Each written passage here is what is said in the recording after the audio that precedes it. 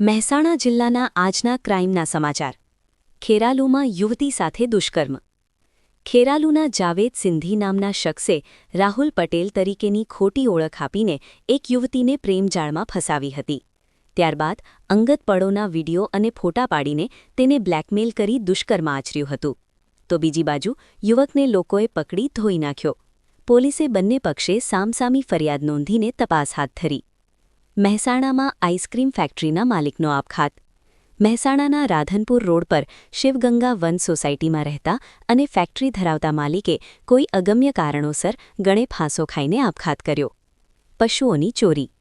વડનગર તાલુકાના પીપળદર ગામમાં એક જ રાતે ખેડૂતના તબેલામાંથી 3 ભેંસો અને 1 પાડીની ચોરી થઈ છે. વડનગરમાં વેપારી પર હુમલો.